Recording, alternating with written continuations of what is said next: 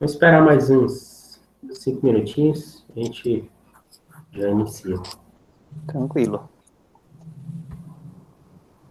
E aí, Sérgio, como é que vai o Covid lá no hospital? Parece que essa semana deu uma subida aí no número de internados. Na verdade, pelas estatísticas da secretaria, pelo menos na segunda-feira, hoje é quinta, então na terça-feira, eles anunciaram que havia ocorrido uma elevação de 18% da média móvel, considerando os últimos 15 dias. A gente percebe pelo número de leitos lá. Só que como já se conhece bastante coisa sobre a fisiopatologia das complicações, o pessoal está intervindo mais precocemente e, felizmente, está ocorrendo morte de pessoas que realmente têm problemas bem sérios, assim, sabe? Então, de certa maneira, está tentando fazer um controle, não que tenha cura, né? Mas evitando as complicações, que as principais são aquelas de edema no pulmão e trombose, né? Então, isso a tática terapêutica está conseguindo, digamos, driblar um pouco. Mas tem casos que preocupam, né? Essa semana passada foi o Michel, né? Graças a Deus ele teve alta hoje. Ah, teve alta? Foi para casa? Foi, mas está com bastante dispneia a esforços. Então tá bem comprometido ainda. Na verdade, ainda temos um percurso a trilhar, né? Tem. Uhum.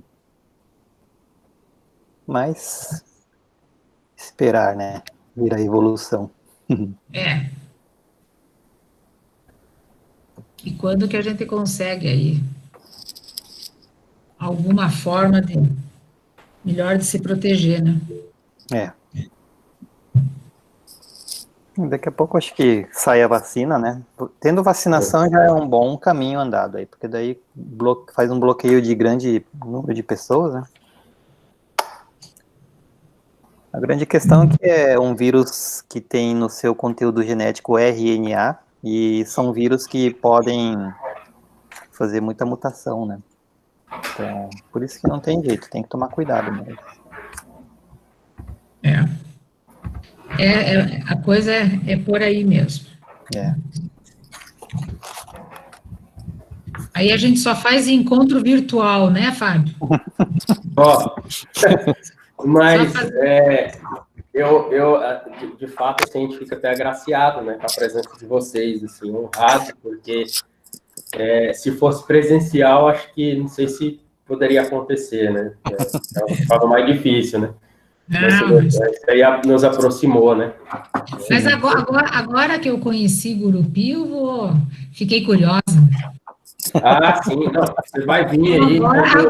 Agora ficou o bichinho da curiosidade. Nós estamos na correria para implantar o mestrado, né, em Biociência e Saúde Coletiva. Opa! E aí, quando tudo der certo, eu vou convidar vocês para vir aqui. Mas a plataforma desse evento, muito bonita, viu? Parabéns aí pela escolha da plataforma. Ficou muito... Sim, ficou bem interessante. Ontem a gente estava cheio de problema, não conseguia acesso, né? E não dava certo, e eu comecei a ficar preocupado também e tal, mas hoje eu fico tranquilo, né? Hoje foi tranquilo. Mas beleza. Uma plataforma muito bonita mesmo. Ficou bem interativo, né? 3D, né? Ficou legal. Gostei mesmo. Bacana. Bom, então, vamos dar início?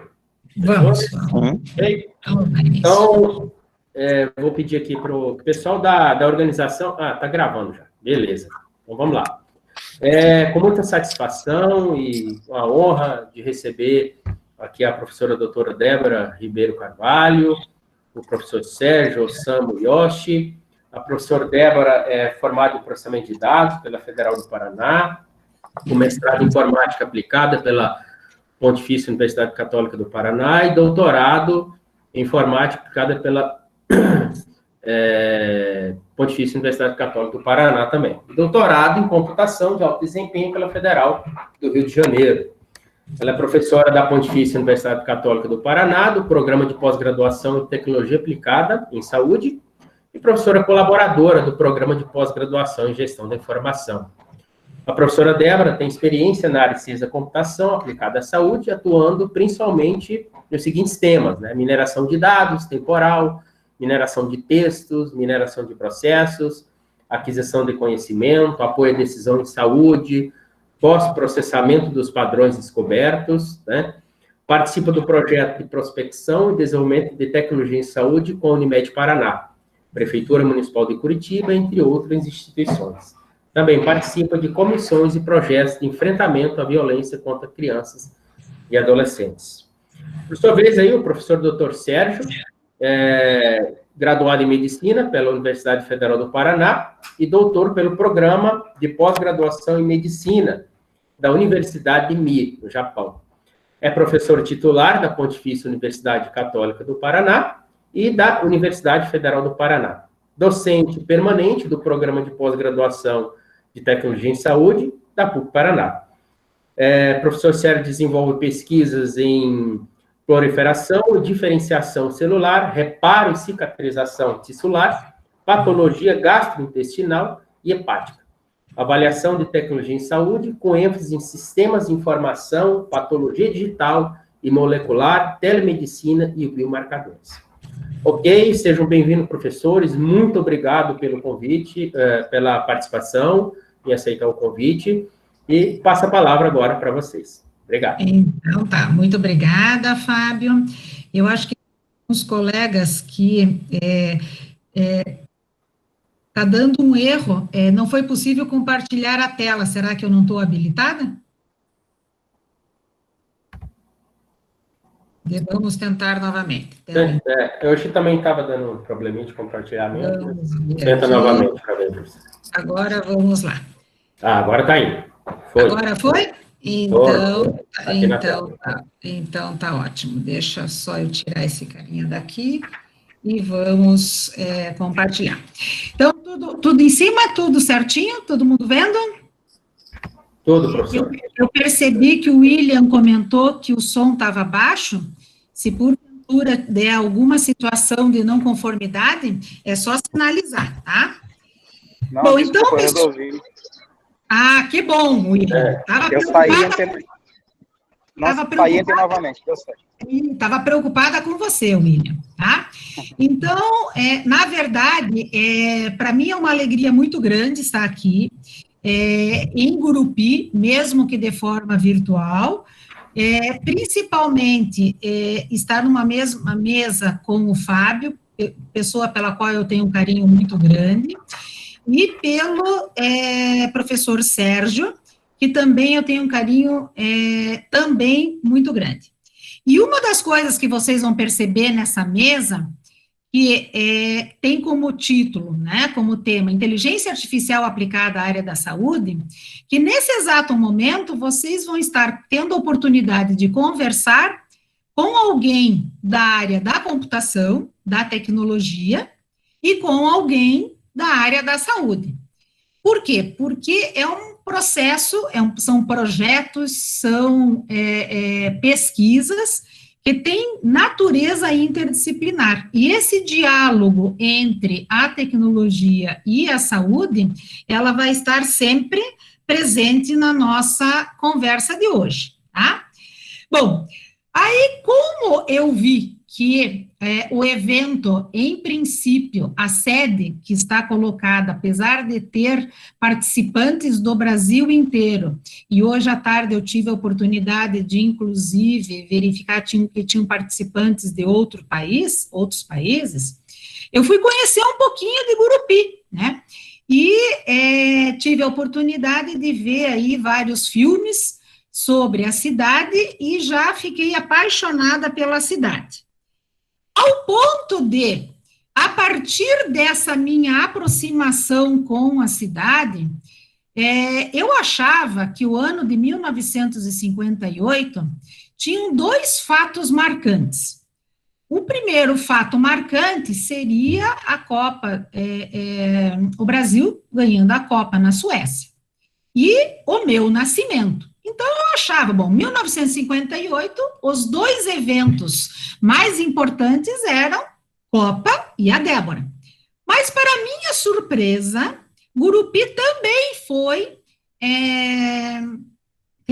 fundada em 1958. Ou seja, então, a partir de agora, eu vou dizer que 1958 tem 3 eventos marcantes nesse processo.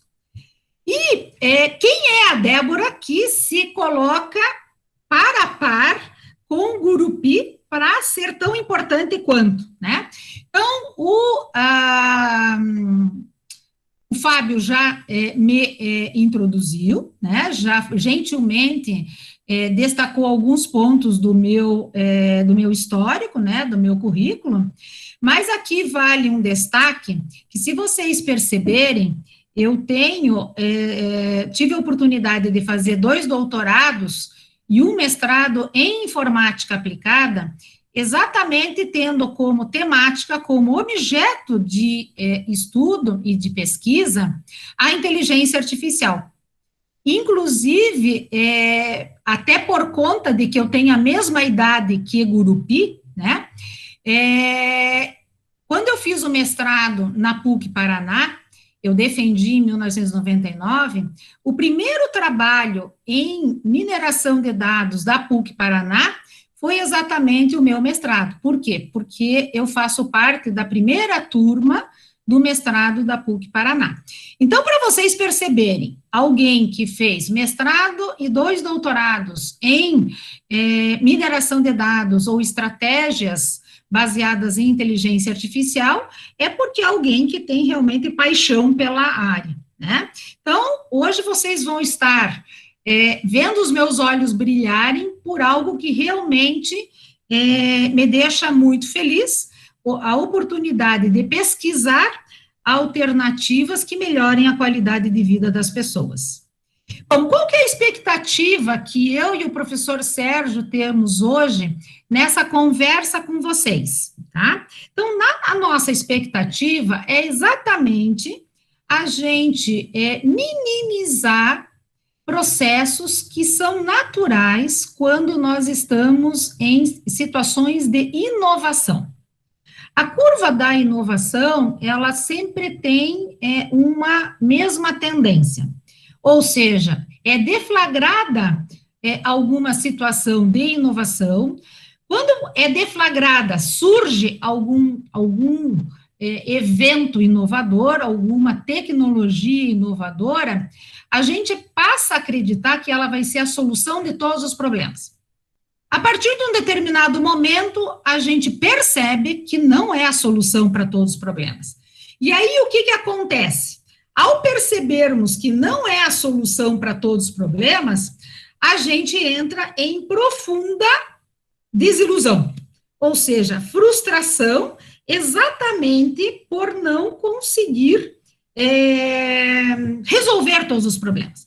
E aí, com o tempo, a gente entra num ritmo de maturidade, que é quando a gente percebe momentos aonde a adoção dessa inovação ela é recomendada e a gente tem clareza dos riscos, e momentos aonde esta inovação não é recomendada e a gente tem clareza das razões pelas quais ela não é recomendada. Esse é o momento que a gente chama que é o momento de maturidade. E a nossa expectativa hoje é exatamente a gente dar uma achatadinha nessa curva, já que achatar a curva é um tema tão presente nos nossos dias em 2020, ou seja, diminuir um pouco a expectativa para que a gente possa também reduzir um pouco o nível de frustração, tá? Então, por que nós, a inteligência artificial, ela está tão em voga e está trabalhando com tantas possibilidades? Hoje, por exemplo, eu estava brincando com o Fábio, né? Que hoje, se eu perguntar para alguém qual é a área que essa pessoa trabalha e ela me disser, eu trabalho com inteligência artificial, eu não sei o que ela faz. Tamanha é a largura de oportunidades que a gente tem na área de inteligência artificial. Aqui hoje a gente vai estar conversando exatamente como que eu posso adotar a inteligência artificial para, de fato, transformar o dado como sendo uma nova moeda, tá? O que a gente percebe, infelizmente, em várias organizações, sejam elas hospitalares, da área da saúde ou de qualquer cenário, é que este dado, que pode ser transformado em moeda, está guardado. Ou seja, uma moeda pode ser real, dólar, que esteja guardada, ela não caracteriza uma moeda. Para que, de fato, esse dado seja uma moeda, moeda é tudo que tem valor, valor de transformação. Então, para que a gente possa, de fato, transformar este dado em moeda, ele precisa sair da gaveta. Ele precisa ser utilizado para aprimorar os processos. Então, de que forma a inteligência artificial pode apoiar nessa transformação do dado, que está armazenado em diversos sistemas, efetivamente em moeda? E é isso que a gente vai estar conversando um pouco com vocês hoje, tá? E também queremos ouvir as experiências de vocês nessas áreas. E esse modo que a IA pode transformar o dado em moeda é exatamente oportunizando explorar este dado para extrair dele elementos que possam apoiar o processo decisório, tá? E, neste sentido, a área da inteligência artificial, aqui eu mapeei apenas algumas ramificações da inteligência artificial. Mas a gente tem desde machine learning para extrair padrões a partir dos dados, processamento de linguagem natural, sistemas especialistas, reconhecimento de padrões em imagens, reconhecimento de padrões em narrativas, e em relação a essas áreas, hoje, o programa de pós-graduação em tecnologia em saúde, nós temos projetos de pesquisa e aplicações destas pesquisas em todas essas áreas que estão marcadas. A gente não tem, no caso do PPGTS, ainda uma expertise em Planning and Robotics, tá? Então, para delimitar um pouco, já que a Débora falou que se eu perguntar para alguém se essa pessoa trabalha, com o que ela trabalha, e ela disser que trabalha com inteligência artificial, eu não vou saber o que ela faz. Então, para delimitar um pouco esse escopo, eu vou estar conversando com vocês sobre algumas aplicações envolvendo mineração de processos, mineração de textos e mineração de dados, tá? Eu vou fazer um overview rápido dessas aplicações, e todas essas aplicações a gente tem material publicado, e a qualquer momento vocês podem estar interagindo com a gente, que a gente troca uma ideia, tá? Bom, com relação à mineração de processos, o que a gente pode conversar? Primeira coisa, o que é um processo, né? Então, vamos imaginar que a gente tem uma rotina diária, aonde você toca o despertador, levanta, se alimenta, faz a sua higiene, ali no item 3 preparou o alimento, no item 5 se alimentou e se deslocou até a sua atividade acadêmica, a sua atividade laboral, tá? Esse conjunto de momentos no seu tempo, desde despertar até chegar ao seu espaço laboral, pode ser representado a partir de um conjunto de dados estruturado, estruturado onde você descreve a atividade e o tempo que você empreendeu nessa atividade. Aí, o que acontece? A mineração de processos, ela vai exatamente, a partir desse conjunto de dados, descobrir o seu fluxo. E aí, vocês poderiam dizer, bom, mas e aí? Até aí eu sei, né? O que ocorre é que a mineração de processos, ela vai permitir que vocês tenham um olhar sobre 3 dimensões. A primeira delas é descobrir o processo. A segunda delas é avaliar a conformidade do processo descoberto frente a algum padrão ouro ou algum protocolo ou alguma diretriz. E a terceira dimensão é exatamente você aprimorar o seu processo que está sendo analisado. Então, por exemplo, se nós percebermos aqui nesse conjunto de dados, o despertador tocar, ele tocou às 5h30, ele tocou às 5h40, ele tocou às 5h50, tocou às 6 horas e o ser só levantou às 6 horas. Significa dizer que houve uma situação distinta entre o que a gente tem de comportamento no lado esquerdo em relação ao que a gente tem no lado direito. Como é que a mineração de processos vai te ajudar? Ele vai exatamente a partir do modelo, que é o modelo superior, que é o modelo recomendado, que pode ser uma diretriz clínica, que pode ser um protocolo, perceber se o que está acontecendo e que está apresentado no inferior, se ele está em conformidade ou não, tá?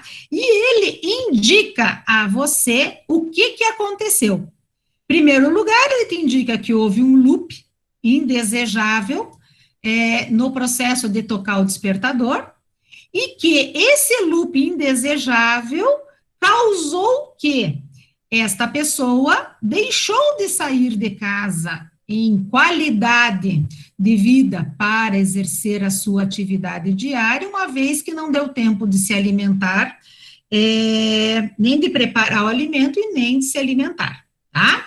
Bom, então, de uma certa forma, o que acontece?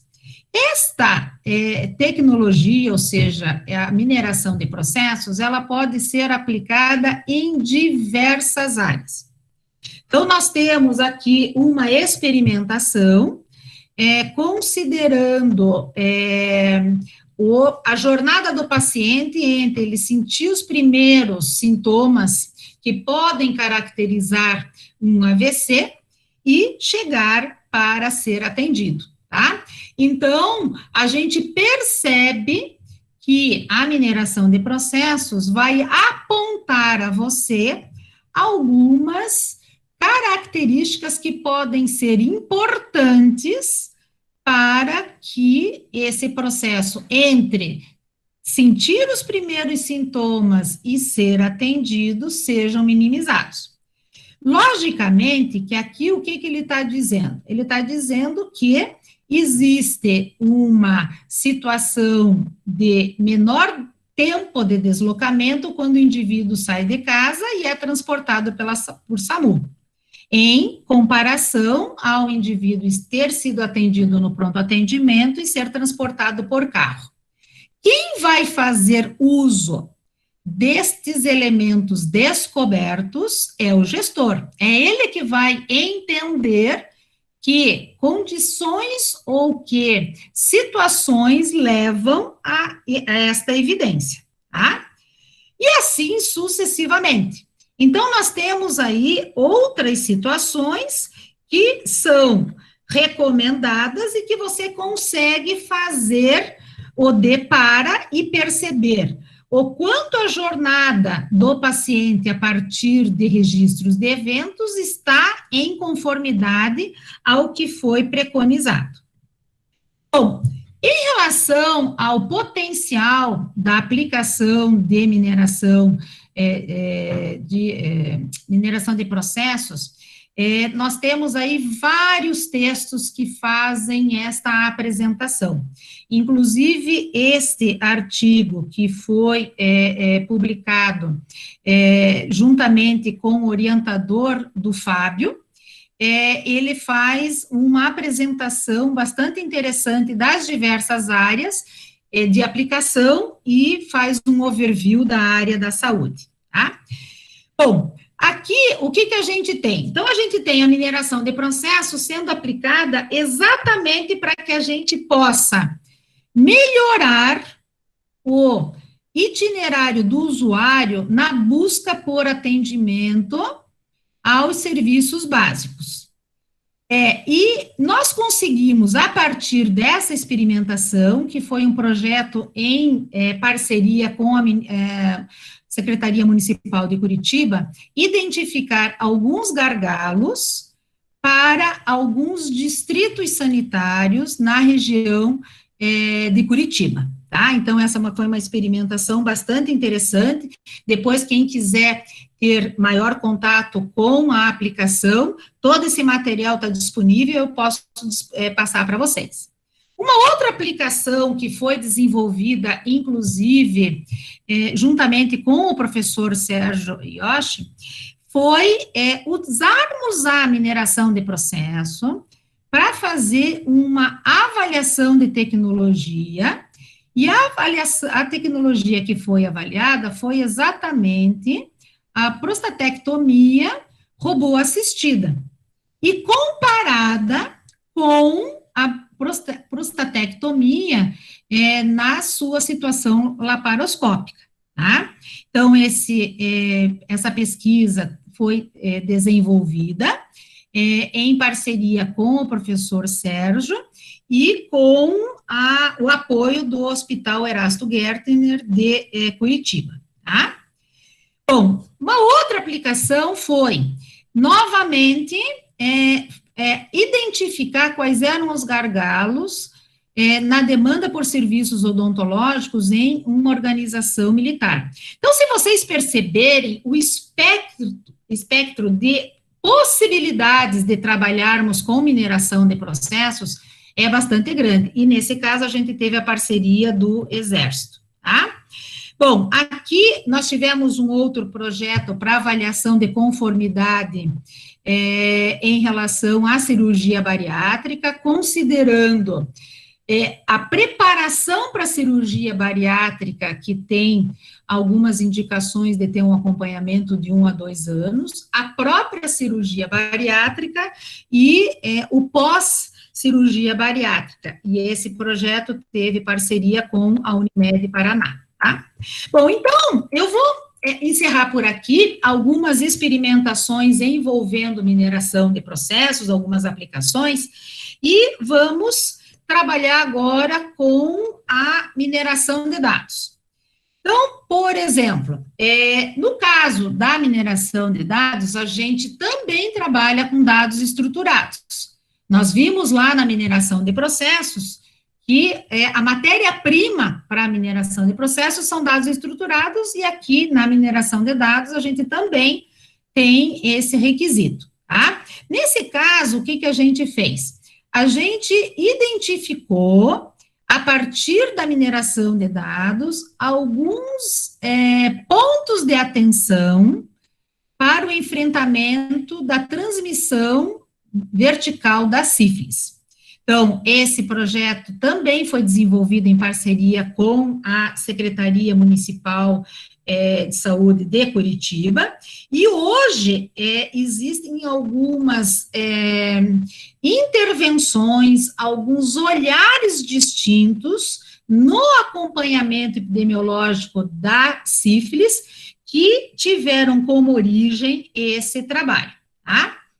Aqui a gente tem uma aplicação da mineração de dados aplicada à fisioterapia, envolvendo um pouco o processo de envolvimento ou de engajamento dos pacientes na recuperação a partir da fisioterapia.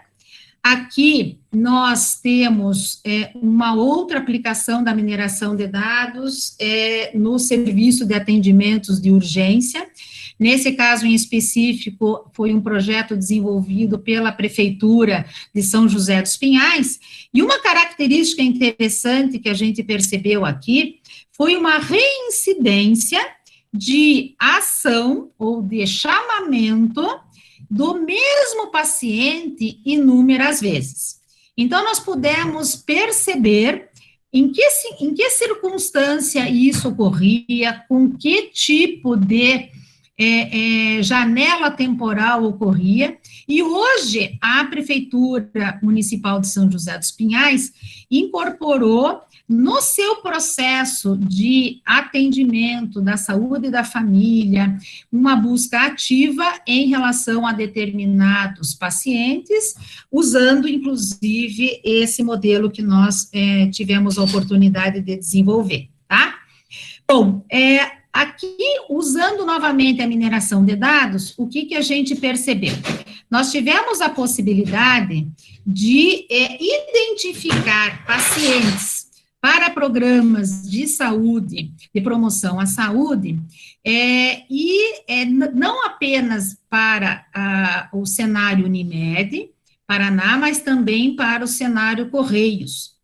E uma das coisas que foi bastante interessante a partir dessa pesquisa, foi que nós conseguimos, nesse processo de elegibilidade, identificar potenciais beneficiários com uma acuidade muito maior do que originalmente esse processo era encaminhado. Né? Então, num primeiro momento, a gente trabalhou com, no caso do Correio, foi com situações de afastamento por problemas ortopédicos, e no caso da Unimed, a experimentação original foi em função de doenças crônicas não transmissíveis, tá? Bom, aqui eu vou pular um pouco, aqui não vou pular porque o professor Sérgio está aqui de novo, né? Então, a gente trabalhou um pouco para identificar o padrão com regras de associação temporal para câncer de mama. Novamente, o conjunto de dados sobre o qual a gente trabalhou foi com a Unimed, tá? Esse aqui eu vou dar uma puladinha, e agora vamos para mineração de textos, né? Processamento de linguagem natural e assim por diante. Bom, distintamente do que foram as duas situações ou as duas estratégias que nós conversamos anteriormente, nós estávamos naquela situação trabalhando com dados estruturados. Mineração de processo trabalha com dados estruturados, mineração de dados trabalha com dados estruturados. No caso da mineração de textos, a gente não trabalha com dados estruturados, ou seja, então, são narrativas, são textos que podem ser oriundos de sumário de alta, narrativas clínicas, laudos e assim sucessivamente. Então, neste cenário, na mineração de texto, aqui eu trago para vocês alguns projetos que não são mais necessariamente de aplicação de uma técnica. São projetos que envolvem desenvolvimento de modelos algorítmicos. Então, nós estamos, finalizamos recentemente um projeto de extração de relações temporais de textos clínicos para a língua portuguesa, porque é um dos grandes desafios, né? Então, a partir dos registros eletrônicos em saúde, a gente tem condição de identificar os termos e dispor esses termos numa janela temporal, numa timeline, tá? Então, esse projeto, ele é um projeto bastante interessante, Inclusive, a partir desse projeto, nós estamos estabelecendo parcerias com outros centros de pesquisa para a gente estar testando em outros cenários o modelo que foi proposto, né? Esse trabalho também, ele envolve o desenvolvimento de modelos algorítmicos para tratar, pré-processar os textos em narrativas clínicas, textos oriundos da saúde, né? E voltando à nossa expectativa inicial, né? Que era nós termos promovermos a partir dessa conversa o achatamento da curva, da expectativa e da desilusão, né, em relação ao potencial que as técnicas de IA podem oportunizar para nós. Eu gostaria de fazer aqui um fechamento com vocês de tudo que eu apresentei e ousar deixar alguns pontos de atenção. Pontos de atenção não são recomendações, são apenas pontos de atenção para que vocês façam uma reflexão. Se vocês tiverem clareza de qual é a situação, problema que vocês estão sendo provocados a dar uma proposta de solução. Se vocês tiverem também clareza de quais são as limitações dos modelos convencionais que são usualmente adotados para a solução desse problema que vocês foram convidados, foram desafiados a tratar, se vocês tiverem disponibilidade dos dados, e vocês tiverem um especialista na situação problema motivado, se vocês fizerem esse checklist aqui, e vocês chegarem à conclusão que as limitações dos modelos convencionais não são impeditivos para você ter uma melhor solução, amigo, arrisque. Arrisque, porque você tem grande chance de ter sucesso no seu desafio, tá? E aí, deixa eu só ver aqui, o que nós temos, né? Quais são as situações, e aqui para eu estar fechando, né? Já não sei se o Fábio vai me puxar as orelhas, mas para eu estar fechando. Dados sem inteligência, ou seja, que não tenhamos um especialista motivado e a clara definição do problema que orienta a adoção do IA, ou inteligência sem dados, ter a disponibilidade do dado, um dado com uma qualidade mínima, que você consiga reconhecer qual é a granularidade de representação desse dado, que você consiga realizar a integração entre todas as fontes, eu diria para vocês que o sucesso está bem comprometido nesse processo, tá? E, finalmente, gostaria de agradecer a Gurupi por ter me aceito, né? Ainda mais agora que Gurupi se tornou a minha parceira, né? Deixo aqui o meu e-mail para eventuais dúvidas que não sejam esclarecidas durante essa mesa, e que vocês queiram trocar uma ideia futuramente, estou super à disposição. E, mais uma vez, muito obrigada pelo SICTEG, pela oportunidade de estar participando aqui com vocês, tá bom? Ok, professora Débora, muito obrigado pela sua apresentação, é uma honra para a gente ter a sua presença aqui no SICTEG, né? Agora passamos a palavra aí para o professor Sérgio. Professor, pode ficar à vontade, viu? Boa noite, pessoal. Professor Fábio, muito obrigado pelo honroso convite de participar dessa mesa, junto com a professora Débora, uma pessoa que eu tenho um enorme carinho, uma enorme gratidão aí por me ensinar essa área tecnológica que é tão complexa para nós que somos da área de saúde, que tudo pode, tudo tem definições, e na área de tecnologia, principalmente na área computacional, há regramentos muito bem estabelecidos, e essa inteligência de produzir esses regramentos que possibilita hoje nós termos computadores ou sistemas que ajudam a pensar, né? Que de forma bem geral, a própria inteligência artificial. Então, eu vou procurar apresentar alguns itens sobre a aplicação da inteligência artificial na área de saúde, visto que a professora Débora fez um ensinamento bem grande para nós sobre a parte aí um pouquinho da sistemática de inteligência artificial e sua aplicabilidade aí em vários setores, né? E eu vou focar um pouquinho mais, assim, na questão aí do que nós, da área de saúde, achamos, assim, ou está se discutindo bastante, assim, principalmente em alguns setores mais relevantes.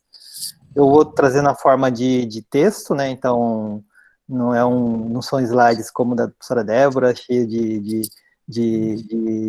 caracterizações, então, mas eu vou tentar chegar próximo dela, abordando aí o meu texto daí, tá bom?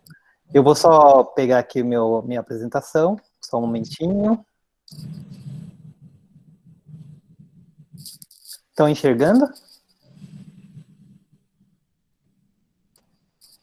A apresentação saiu? Ainda não, Sérgio. Deixa eu ver aqui como é que faz. Só um minutinho, então.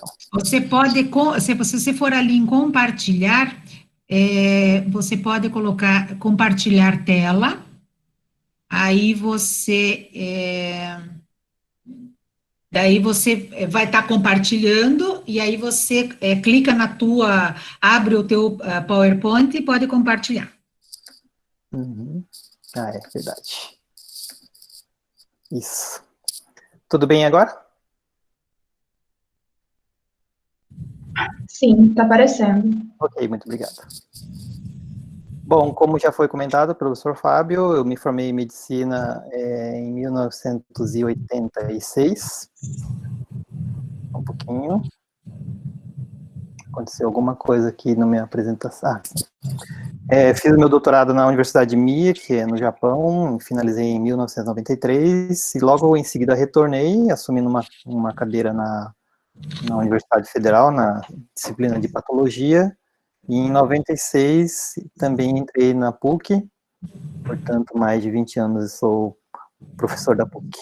E desde lá também eu exerço uma atividade assistencial que é de patologia no Hospital Erasto Gertner, um hospital especializado em atendimento ao câncer, e desde então também tenho atuado como professor permanente do programa de pós-graduação em Tecnologia em Saúde, e uma das grandes aliadas aí de ideias e de incentivo é a professora Débora, por isso o enorme carinho e gratidão por tudo, Débora.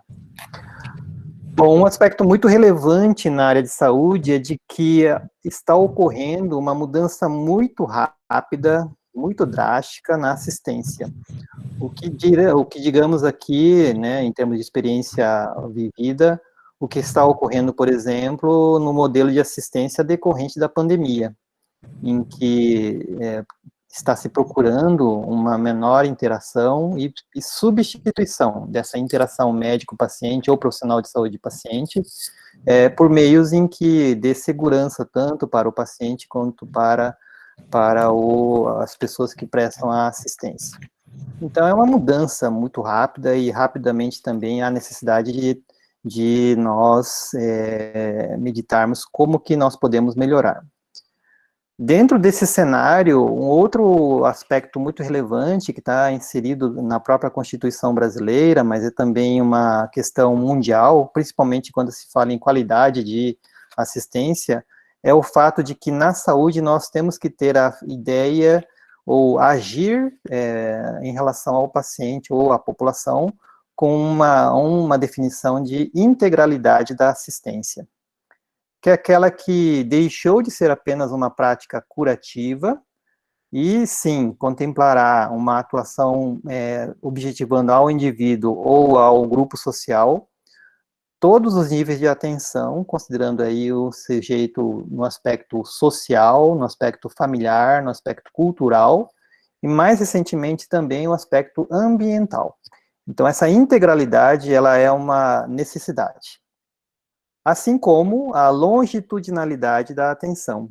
Não é simplesmente fazer uma consulta, fazer um exame e pronto, o atendimento foi prestado. Não.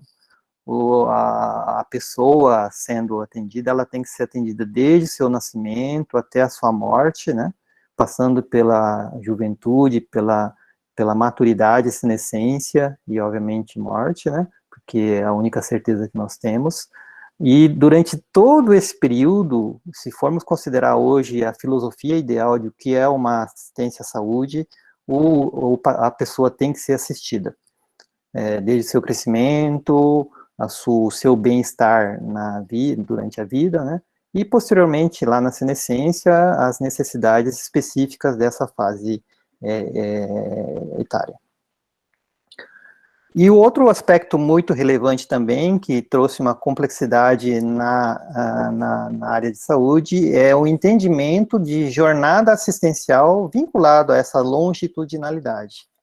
Que na jornada assistencial nós temos que sempre termos em mente a prevenção, a identificação de sinais que indiquem uma doença, e a partir daí a busca de informações, e hoje nós estamos numa sociedade de informação, encontramos vários locais onde as informações estão presentes, necessidade de filtrar se essas informações estão adequadas, ou elas são, como tem sido muito propagado nas propagandas do TRE, fake news, né? A partir daí, tendo um direcionamento do que são esses sinais e qual doença ou quais doenças podem estar vinculadas, a necessidade de procura de uma assistência por meio de agendamento, e hoje se fala muito em agendamento online, né? Várias entidades aí mercadológicas possibilitando isto, e, obviamente, o atendimento presencial ou não das pessoas com o problema, ou que aparentemente têm algum problema, ou sintam que têm algum problema. A partir daí também a realização de exames, o diagnóstico, a indicação de uma terapia adequada, e, obviamente, um acompanhamento durante toda a vida, se formos considerar a questão da longitudinalidade e também da integralidade, o pós-atendimento. Não é somente porque tratou de uma doença que o indivíduo está livre, não precisa mais ser acompanhado. Não, a filosofia hoje é esse acompanhamento durante toda a vida. Portanto, trouxe sim uma complexidade, visto que na atualidade nós temos o empoderamento do indivíduo, claramente está definido que os indivíduos têm direitos, obviamente os deveres são necessários por meio de leis, né? Mas os direitos estão aí, igualdade de direitos em todos os setores, né? E a população reage fortemente quando isso não está adequado, como, por exemplo, nós vemos aí grupos de pessoas fazendo passeatas, né, e etc. O surgimento de novas necessidades, e isso à medida que a população, o mundo vai se modernizando, vai evoluindo, novas necessidades vão surgindo, né, que diria hoje a gente tem lá nosso celular, dentro do celular, antigamente a gente só fazia conta, ou via e-mail, ou só mensagem, ou atendia telefone, hoje não, ele já é um mini computador, onde tem vários aplicativos, e à medida em que a gente vai evoluindo, diuturnamente surgem novos aplicativos, e obviamente isso vai inserindo também no pensar das pessoas e nas necessidades das pessoas, novas demandas. A evolução da tecnologia, uma evolução extremamente rápida nesse século XX, que ultrapassou o século XX, agora estamos no nosso século com a percepção de que é inexorável essa evolução, ela é muito rápida, é exponencial, né? E, obviamente, vinculado a isso, a visibilidade de que as pessoas querem ter qualidade de atendimento, qualidade de vida, um downsizing nas atividades, visto que se percebe que faz tanto, mas de repente nem tanto é possível, E, obviamente, surgiu na área de saúde um outro conceito muito fundamental que, baseado nesse empoderamento do indivíduo, das novas necessidades, da evolução da tecnologia e da percepção de qualidade, a necessidade de nós exercermos medicina personalizada ou medicina chamada translacional, né? O indivíduo é o doente, o indivíduo tem que ser identificado, ele tem que se adaptar, todo o sistema de saúde e de assistência tem que identificar esse indivíduo e saber quais são os elementos que estão influenciando na percepção de melhor vida para esta pessoa, né? E tudo isso faz com que, na área de saúde, nós tenhamos um grande volume de dados. Impossível um indivíduo, um médico, um enfermeiro, um fisioterapeuta, sozinho, sem nenhuma ajuda, sem nenhuma interligação, sem nenhuma assessoria, conseguir analisar todos esses dados e conseguir dar uma solução para várias combinações de dados. E por isso que há uma necessidade e houve uma necessidade da sociedade juntar-se da área de saúde, juntar-se com a área tecnológica para nós podermos inovar nesse quesito, né? Além disso, o surgimento de novos métodos diagnósticos, terapêuticos ou de acompanhamento, novos processos assistenciais, diuturnamente isso está sendo revisado, a sociedade exigindo que haja uma melhor qualidade, portanto, então, temos que melhorar o processo. Tudo isso, então, fez com que a assistência de saúde deixou de ser apenas aquele enfermeiro da família, apenas o médico de família, e evoluiu para uma medicina extremamente complexa, para uma assistência à saúde extremamente complexa, e somente, obviamente, com a tecnologia, isso é possível. A ponto de a Organização Pan-Americana de Saúde e outras entidades de saúde já entenderem que existe na área de saúde um complexo industrial e uma necessidade de esse complexo inovar, visto que, se formos observar a inovação na área, por exemplo, de automóveis, né, essa inovação é extremamente exponencial, está bem distante, quer dizer, a área de saúde está bem distante dessa inovação que já ocorre em outros setores, né? E por isso que há necessidade de evoluir e desenvolver esse complexo industrial, que envolve aí, então, atividades produtivas, que mantêm relações intersetoriais para a realização de pesquisa, desenvolvimento e inovação, produção, compra e venda de insumos, compra e venda de serviços e, principalmente, um novo conhecimento, o uso de tecnologia, né? E é nesse setor que entra, no nosso entender, a inteligência artificial em saúde. Extremamente relevante, pois é por meio dela que se percebeu, por vários ensaios, e alguns já em aplicação, de que utilizar recursos tecnológicos para avaliar esse número complexo e volumoso de dados, a ponto de, na área de saúde, se falar em Big Data há muito tempo, né? E, portanto, nós temos aí regiões para que nós possamos fazer, como a professora Débora já demonstrou, a mineração de dados, a mineração de processos, e tudo isso traz um novo momento, junto com o aprendizado de máquina e o uso de algoritmos para que essa máquina entenda padrões e daí recomende a atuação baseada em protocolos. E na inteligência artificial nós encontramos algumas soluções muito promissoras e fará, sem dúvida nenhuma, parte das pessoas que prestam assistência e também, obviamente, da comunidade e como demonstrei, todo mundo deve ser acompanhado, né, no seu aspecto amplo, longitudinal de atenção integral à saúde. Eu elenquei aqui esses elementos como promoção do bem-estar, detecção precoce de doenças, diagnóstico, tomada de decisões assistenciais, tratamento, saúde do idoso, pesquisa e treinamento, como alguns dos itens em que nós podemos elencar algumas coisas que estão sendo desenvolvidas, ou já foram desenvolvidas, ou estão em aplicabilidade aí para a área de saúde, utilizando inteligência artificial, e um derivado da inteligência artificial, que é a robotização de atividades. Como o próprio demonstrou um trabalho que nós fizemos, junto com a professora Débora, de compararmos aí a tecnologia robótica com com a laparoscópica, sendo que no seio da tecnologia robótica tem sim lá um sistema inteligente que ajuda a mensurar a distância entre as estruturas anatômicas, a pressão com que a pinça robótica deve fazer sobre os tecidos, né, e assim sucessivamente. Então, não é somente a inteligência propriamente dita aplicada diretamente na assistência ao paciente, mas também nos equipamentos, nos sistemas em que esses elementos são utilizados.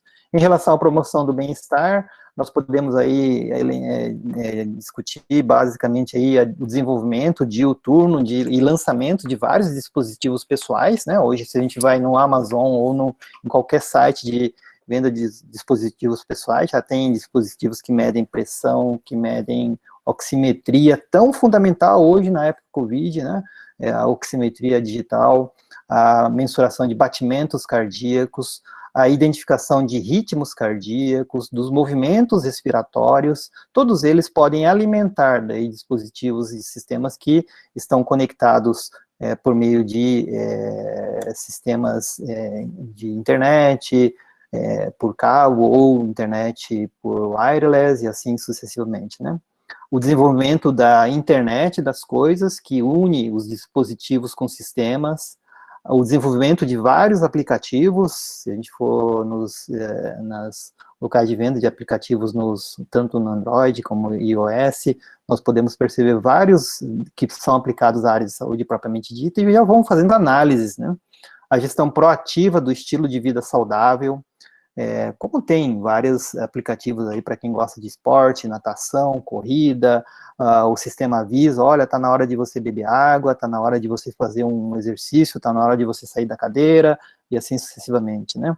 A informação do estilo de vida de forma personalizada, o sistema ele vai avaliando qual é o seu jeito de fazer as coisas, qual é o seu timing para fazer caminhada, e assim sucessivamente, e por meio disso, a definição de quais são os padrões individuais, né, e, obviamente, a partir dessa personalização e definição de padrões, melhor orientação do que deve ser feito, qual a sugestão baseada em experiências de várias pessoas que estão conectadas, como é o caso de sistemas que indicam um caminho melhor para chegar a algum ponto por meio, por exemplo, aí, sem fazer propaganda, né, mas o Waze, ou mesmo os aplicativos aí que nos direcionam quando estamos com o carro.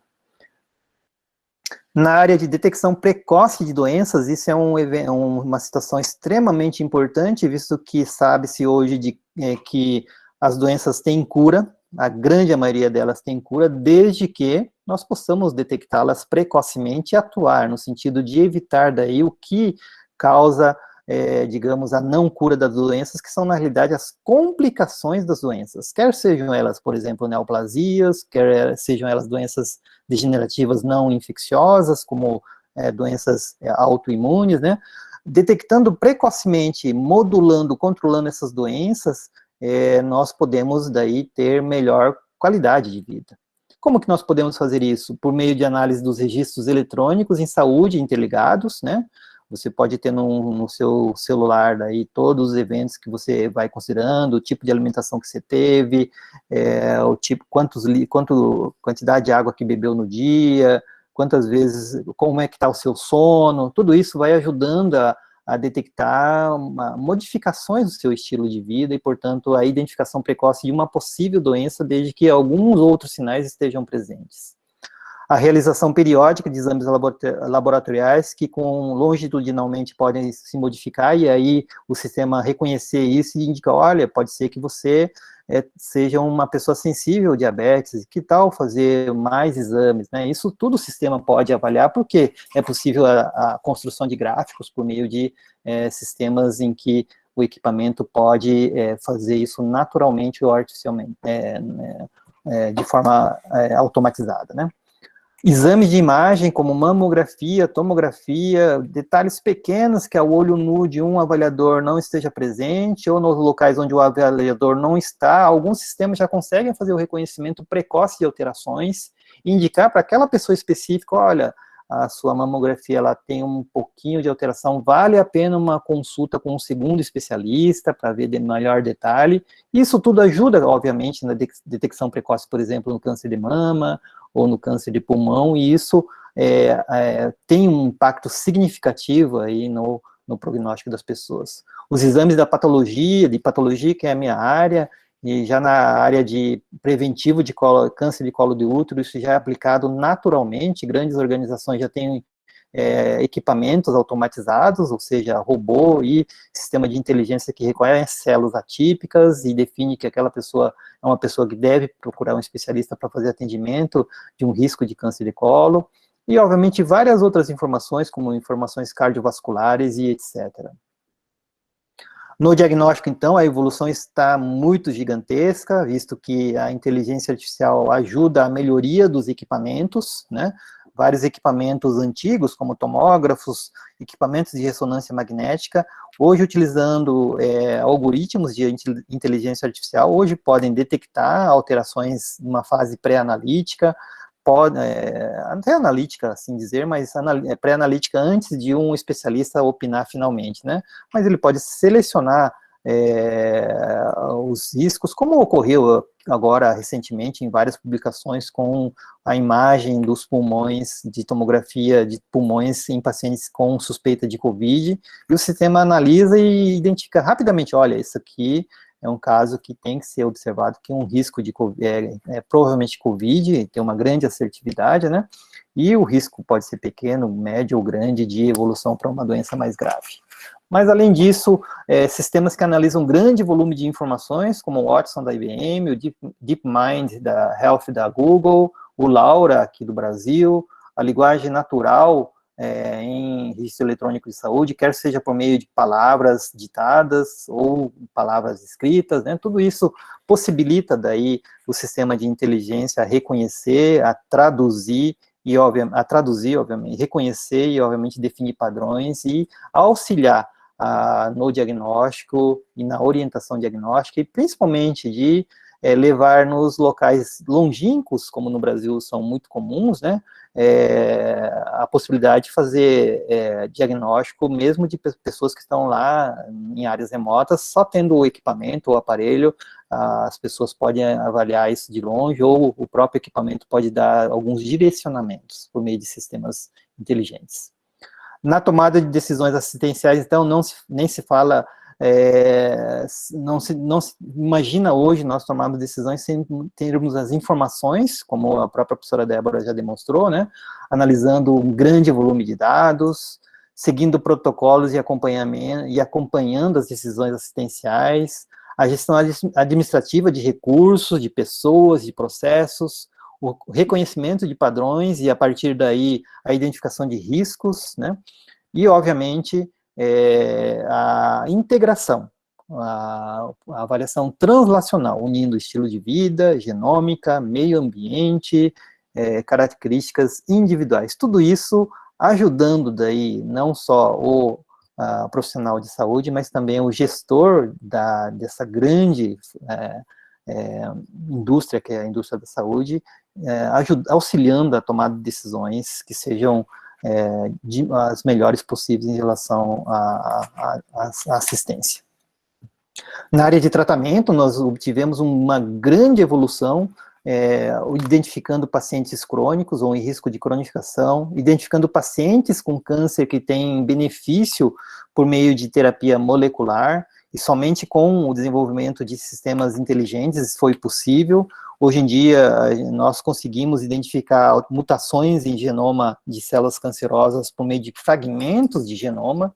Antigamente isso não era possível, então havia uma limitação. Hoje não. Com sistemas computacionais bem evoluídos, com a identificação de padrões, é possível já definir que aquele paciente, aquele câncer, ele tem uma mutação em tal cromossomo, ou em tal genoma, e, portanto, ele é elegível a ter uma terapia que está em desenvolvimento lá nos Estados Unidos, ou lá na Inglaterra, ou lá na China, ou lá no Japão, né? Porque essas informações estão em toda a internet, e os robôs estão rodando diuturnamente, analisando essas informações e definindo, opa, esse resultado aqui é muito interessante, vou comparar com outro resultado que é parecido, opa, ambos complementam um ao outro, e, portanto, realmente, esse paciente ele é elegível a ser beneficiado com essa terapia.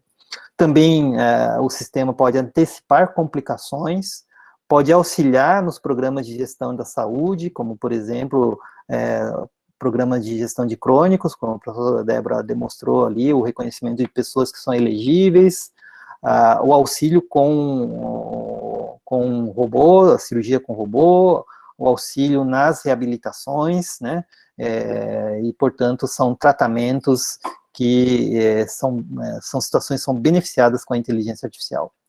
Na saúde do idoso, visto que nós estamos observando aí o envelhecimento da população, né, uma mudança do perfil epidemiológico, nós temos demográfico, digo, então nós temos aí o controle de doenças crônico-degenerativas não infecciosas, por meio de informações que podem fazer com que haja uma minimização das complicações e dos riscos. A própria inteligência artificial facilita a independência desse idoso, que muitas vezes ele é uma pessoa sozinha, né, às vezes ele tem que estar convivendo com outras pessoas, e vejam lá nos Estados Unidos um grande número de pessoas que foram falecido devido à Covid, foi o fato de que eram sozinhos e viviam em comunidades só de pessoas idosas, e uma pessoa pega a Covid, todo mundo pegou Covid, e infelizmente ocorreu várias situações desse tipo. Mas um sistema de inteligência artificial, um sistema em que há desenvolvimento de humanoides para convívio com essas pessoas, podem, de certa maneira, trazer um pouco de qualidade. Obviamente não é o ideal, mas auxilia as pessoas a conviverem a sua fase de melhor idade aí de uma forma diferente, segura e principalmente beneficiando a vida independente, reduzindo a hospitalização e melhorando, obviamente, aí a qualidade de vida dessas pessoas. Na pesquisa, então, nem se fala, há vários vetores de desenvolvimento na área de pesquisa, utilizando inteligência artificial. Sem dúvida nenhuma, a área que mais se beneficia hoje em dia é a biotecnologia, por meio do desenvolvimento de novos medicamentos, né? O que é o desenvolvimento da vacina contra o Covid. Se fosse isso antigamente, demoraria no mínimo 5 anos aí para que nós pudéssemos ter aí algum resultado promissor. Hoje não. Após 8 meses, já se pensa, já na virada do ano, já ter os primeiros lotes aí de vacina serem aplicados na população. Isso tudo é possível e foi possível devido ao desenvolvimento da biotecnologia e, obviamente, o desenvolvimento de algoritmos que processam todas as informações e simulam riscos, né, para a população e minimizam aí, mitigam aí as complicações que poderiam ter existido e também reduz a necessidade de ter testes em cobaias e passa diretamente para testes clínicos de uma forma segura, né. Possibilita também na pesquisa a identificação de novos padrões de doenças, novos padrões assistenciais, novos padrões ou novos elementos que auxiliam no diagnóstico, né, reorienta a assistência à saúde, visto que nós podemos, né, na pesquisa, simular ambientes de saúde, e, obviamente, a pesquisa é que tem estimulado a inovação constante na área de tecnologia, e uma das vertentes maiores que tem, sem dúvida nenhuma, é a inteligência artificial em saúde. E, por último, treinamento, que nós podemos ter, né, tem vários jogos que simulam situações reais, jogos que fazem testes, jogos que mensuram se uma pessoa da área assistencial está conduzindo adequadamente uma situação, um problema desenhado, né? Simulações ajudam a treinar as pessoas, como, por exemplo, na cirurgia robótica, antes de um indivíduo entrar em campo, ele tem que fazer obrigatoriamente um treinamento em simulador, como se fosse o simulador de quem é piloto de avião, ou simulador para dirigir carro, né? Na cirurgia robótica isso também está presente, não só na robótica. Hoje nós podemos simular cirurgias em outros locais, por via videolaparoscópica, ou simular também doenças cardíacas, doenças pulmonares, tudo isso em ambiente de simulação, e tudo isso passa obrigatoriamente por inteligência artificial. Também nós podemos estudar anatomia, fisiologia, histologia, patologia por meio de sistemas digitalizados, sistemas que podem caminhar pelo corpo e gradativamente a pessoa aprender. Ou seja, a área de tecnologia, de inteligência tem evoluído muito rapidamente, sem dúvida nenhuma. Parte da formação das pessoas na área de saúde será por meio de simuladores, por meio de jogos.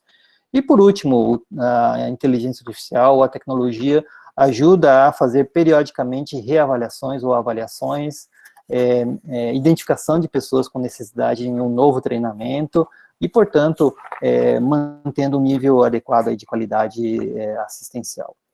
Então, basicamente se a gente, né, abrir um bate-papo, nós podemos comentar vários outros cenários de oportunidades, né? Espero que com esse breve relato do que pode acontecer, o que nós podemos utilizar em termos de inteligência artificial na área de saúde, possa estimulá-los aí, a quem está na área de pesquisa nesse momento, ou quem é estudante, né? Estimulá-los a seguir esse caminho, visto que eu, particularmente, a professora Débora também, sem dúvida nenhuma, em todas as conversas que nós temos, acreditamos fortemente nessa integração da saúde com tecnologia, a aplicabilidade de algoritmos na área de saúde ainda é um campo enorme de oportunidades, então todos os jovens, todos os pesquisadores que estão nessa área, sem dúvida nenhuma, têm várias janelas de oportunidade para trazer benefício aí para o que nos interessa, que é a melhor qualidade de vida das pessoas e, obviamente, a mitigação de todos os efeitos de doenças por meio de diagnóstico precoce e uma assistência integral, longitudinal e, sem dúvida nenhuma, que seja para todos. Muito obrigado pela oportunidade, fico à disposição para nós podermos discutir aí durante uns minutos. Ok, professor Sérgio, muito obrigado pela sua explicação, pela apresentação aí. Igual a gente sempre comenta, né? Nós estamos passando, a área da saúde está começando a vivenciar, né, o que a área, por exemplo, como o senhor citou, da automobilística, né, vivencia, né, que é a introdução dessas novas tecnologias, e para que no final a gente, por exemplo, na área automobilística, você tem um produto de qualidade, e a gente dá toda essa assistência ao paciente, né, desde o nascimento dele até o fim da vida dele. Sim. Então, assim, essa preocupação, né, a gente fazer, trabalhar uma saúde com a ajuda da tecnologia, uma saúde de prevenção, né, você conseguir prever doenças, melhorar a qualidade de vida das pessoas, e não uma saúde de intervenção, propriamente dita, né, mas também que seja de intervenção, mas que a gente tenha um desfecho mais favorável, né, logicamente com a ajuda de todo esse aparato tecnológico que a gente está se deparando, né. Pessoal, se alguém tiver alguma pergunta, né, esse é o momento. Sim, professora? Eu tenho uma pergunta. Para o professor Sérgio. Não, professora. Professor Sérgio, eu não quero colocar o senhor numa saia justa de forma nenhuma, mas às vezes o uso da IA na área da saúde, ela é uma atividade naturalmente interdisciplinar. Sim. E a gente precisa, né, do profissional da área de saúde, que, como eu comentei ali, o especialista motivado, né? E, às vezes, a gente tem alguma dificuldade na sensibilização desse profissional da área de saúde a comprar ideia, né? Então, com certeza, a gente da área da computação, né, ou eu digo, não vou dizer a gente da área da computação, tenho aqui várias pessoas que são da área da computação e são jeitosas, mas eu que sou um hipopótamo numa loja de cristais, o que o senhor recomenda para que a gente que é pesquisador na área de computação, como que a gente pode fazer a abordagem para o profissional da área de saúde para que facilite ele comprar a ideia? Porque o senhor é uma exceção. O senhor adora inovação, a inovação brilha os seus olhos. Mas não é sempre assim, né? Então, que dica o senhor daria para o hipopótamo na loja de cristais chegar e abordar o profissional de forma mais convincente? Eu acho que tem, uma pergunta bem relevante, tá, Débora? Acho que também eu devolveria isso para você, como que o pessoal da tecnologia pudesse compreender melhor a área de saúde. Então, na realidade, é um papel que nós dois e nossos pares lá no programa de tecnologia em saúde tem um papel muito relevante aí de mostrar que essa junção do conhecimento tecnológico com o conhecimento de saúde traz grandes benefícios, né, por meio de pesquisa, obviamente, por meio de publicações e, obviamente, por meio de uma aplicabilidade aí para o indivíduo e para a sociedade, que é o que nos interessa, né? Eu, particularmente, acho que no Brasil, em especial, ainda nós temos muito caminho a andar pelo modelo assistencial que nós temos. É um modelo assistencial em que o médico, ele é principalmente o profissional médico, ele é imediatista, né? E ele, muito frequentemente, ele é mais gosta de fazer diagnóstico e intervenção terapêutica, né? Então, só que isso, de certa maneira, ele abrevia muito essa questão da longitudinalidade, da integralidade da assistência. Por isso que eu coloquei aqueles dois temas por primeiro, assim, porque há necessidade disso ser desenvolvido no pensar do profissional de saúde.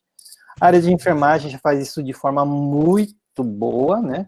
Eu sei disso porque a professora Márcia, que é nossa amiga, eu a conheço de longa data, a admiro pela insistência que ela faz em fazer padronizações, de fazer a categorização, né, de ações, né, na área de enfermagem, então está muito evoluído. Na área médica ainda isso não aconteceu de forma consistente, né?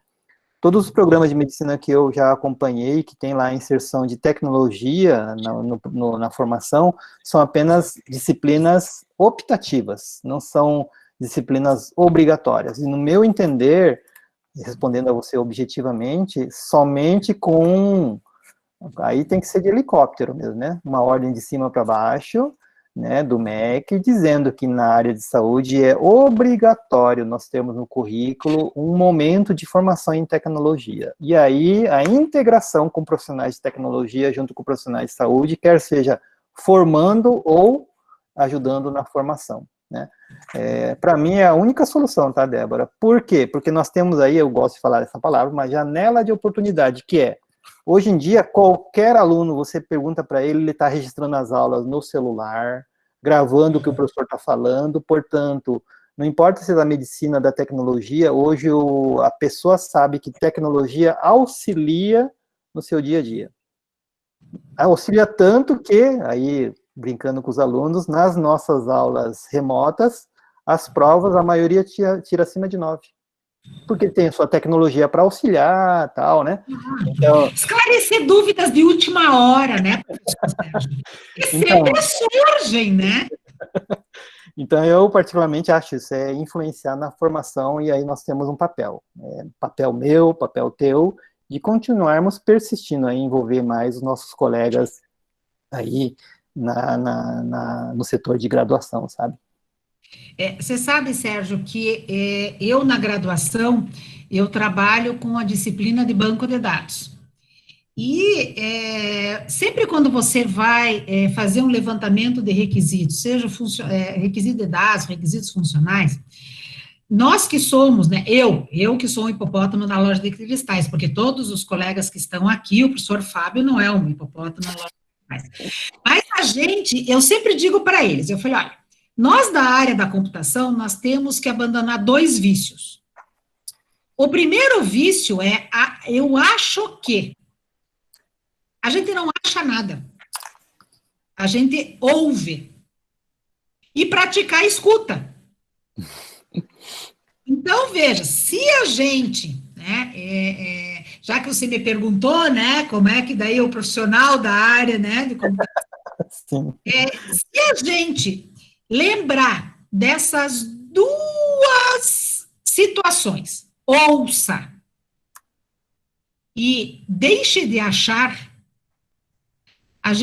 eu entendo que a gente vai promover uma aproximação maior entre o pessoal de todas as áreas. E aí não é só a área da saúde, é que a área ela é uma área mais eu não digo fragilizada, mas ela é sensível. Porque se alguma coisa dá errado, ela dá muito errado. né? No limite, se a gente erra um sistema bancário e lança um feriado que não é feriado, como já aconteceu com um grande banco brasileiro, lançou um feriado que era só em Curitiba, como um feriado nacional. Ou seja, o banco perdeu dinheiro, tudo bem, perdeu dinheiro. Mas o problema da saúde é que você perde vidas, né? Ou você fragiliza a condição de vida. Então, eu digo para eles, eu falei, gente, eu já tenho a idade de Gurupi, né? Acho que não vou mudar mais a minha forma de ser. Vou continuar sendo um hipopótamo na loja de cristais. Mas vocês que estão começando, ou tiram os cristais, ou deixam de ser hipopótamo, né? Para tentar mapear. E aí eu acredito, Sérgio, que também acontece para a área de inteligência artificial. Porque não adianta a gente chegar com um algoritmo pronto e achar que aquele algoritmo é um X-tudo, ele faz tudo. Não faz tudo. Ele, muitas vezes, ele precisa ser customizado, ele tem que ser apropriado, né, para aquele cenário, né? Então, eu acredito que se o povo da computação... O que existe, assim, né, no nosso bate-papo, o que existe na área de essa interdisciplinar é que o profissional da área de saúde, ele aprende que, por exemplo, vamos falar de doença, né, câncer de colo de útero. Não é somente o câncer de colo de útero, é câncer de colo de útero no estágio 1, estágio 2, estágio 3, estágio 4, é o câncer de colo de útero na pessoa jovem, é o câncer de colo de útero na pessoa idosa, é o câncer de colo de útero que tem um tipo histológico diferente do outro, ou seja, é um câncer de colo de útero, mas N opções. O profissional da tecnologia, ele é extremamente pragmático, porque eu sei disso, porque meus irmãos, todos eles são da área tecnológica. Ele pensa diferente. Ele me poupou dessa. Vocês viram como ele é gentil? Ele nem disse que eu conheço a Débora. Não. Pensam diferente. Mas você não, você já tem a influência do pessoal da área de saúde. Então, e essa percepção de que ambos se complementam, o pragmatismo, né, o cartesianismo ajuda, sim, a focar nos itens de interesse na área de saúde, e o pessoal da área de saúde tem que saber que existe um certo regramento que pode conduzir ao melhor caminho, tá bem?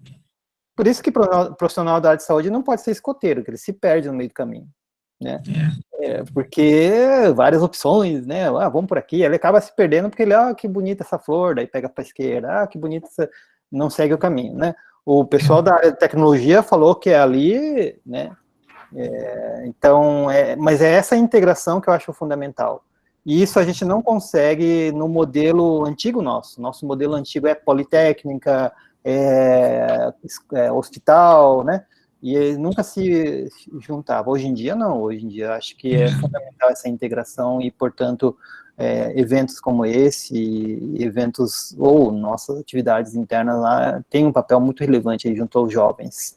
Eu sei disso porque parte dos meus alunos de iniciação científica são da área de saúde, mas eu também ajudei a orientar o pessoal da área tecnológica. Eles pensam um pouco diferente, assim, mas se a gente junta os jovens são mais flexíveis nessa integração. A gente já, né, partindo que tem a idade de Gurupi. Isso mesmo, eu também estou nesse grupo, então daí é mais difícil, sabe, a gente não muda muito. Meu filho fala, muda um pouco o pensamento, não tem condição, não muda.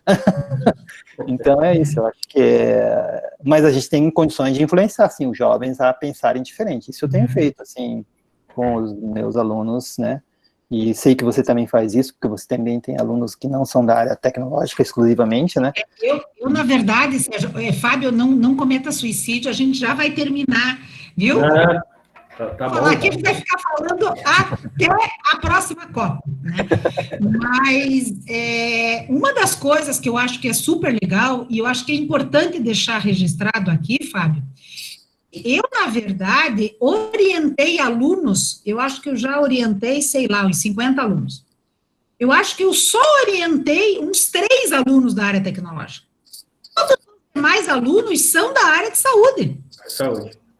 Quando eu proponho os projetos para eles, eles se sentem assim, que eu joguei eles helicóptero e que não tem paraquedas.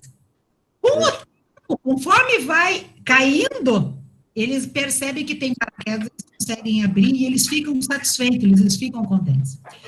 Fábio, a gente está aqui só de bate-papo. Você que é o chair, veja aí qual é a tua organização, que a gente não quer atrapalhar a tua vida. Não, o bate-papo está super interessante. Eu acho, assim, essa discussão é muito boa, assim, pelo fato que a gente está procurando sensibilizar os alunos da área da saúde. Eu sou professor do curso de medicina, professor do curso de fisioterapia, né, na área de gestão de saúde, e a gente procura isso, né? Até quando eu procurei vocês para fazer essa mesa redonda, essa palestra, é por causa disso, né? Para a gente começar a plantar essa sementinha, para que a gente consiga fazer com que a gente utilizar todo esse aparato tecnológico de suporte à tomada de decisão, para melhorar, por exemplo, a decisão do médico, do fisioterapeuta, de chegar numa decisão mais adequada, né? E que no final a gente tenha o benefício lá e o desfecho favorável para o paciente. Então, assim, é interessante que eu vejo, assim, né, nos alunos aí, do pessoal da área da saúde, assim, os alunos da saúde em si, que nosso debate aqui na área da saúde, eu vejo, assim, uma mudança nisso aí, né? É igual o professor Célio falou, a gente está passando mais para um trabalho de prevenção, né, a doenças, de qualidade de vida, de saúde, do que na parte de intervenção, né? Viu, Fábio, antigamente, né, quando a gente estudava livros de medicina, a gente tinha que decorar um livro. Sim. Hoje em dia, na internet ou nos livros eletrônicos, tem N livros de medicina.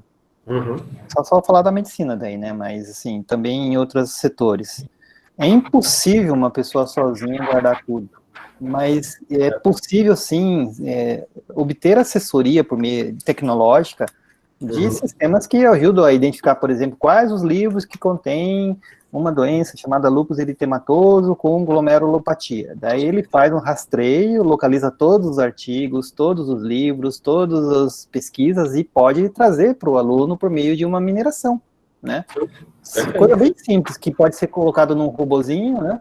E essa pessoa ficar atualizando. Então, essa percepção de que hoje nós temos ferramentas muito poderosas que nos auxiliam a, primeiro, aprender, nos auxiliam a fazer melhor, nos auxiliam, em especial, a mantermos atualizado, é que a grande diferença hoje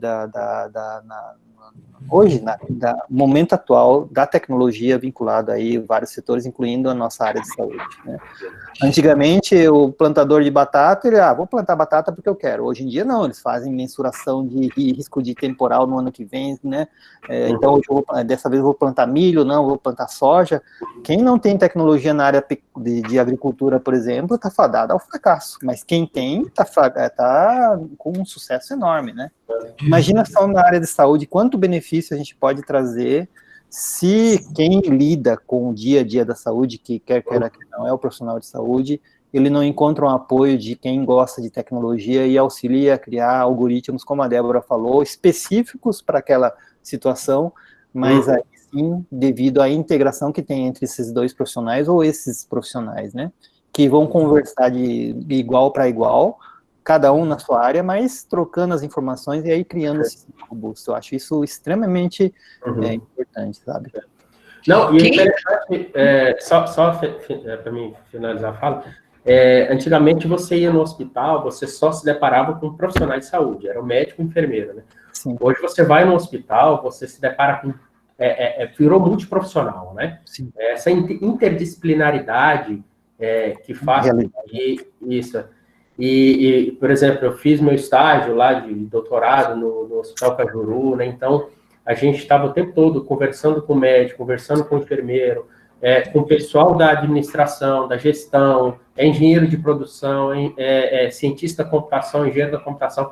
Então, tem diversas profissões trabalhando em conjunto no hospital para a gente conseguir entregar o melhor serviço ao paciente. E aí que, de fato,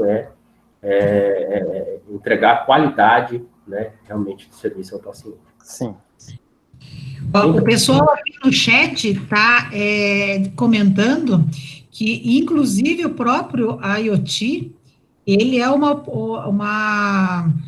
oportunidade enorme de apropriação de tecnologia de IA, já está embutido, né? Uhum. E também para melhorar a qualidade de vida das pessoas, né? Então, acho que, com certeza, a Keila e o Misael aqui estão cobertos de razão. Perfeito. Certo, pessoal? E aí? E aí? Aonde que se janta bem em Gurupi? Vamos lá. Olha, eu tô mais assim no delivery, porque Olha, eu estava pensando e Sabia que no delivery já tem a inteligência artificial analisando o seu padrão, né?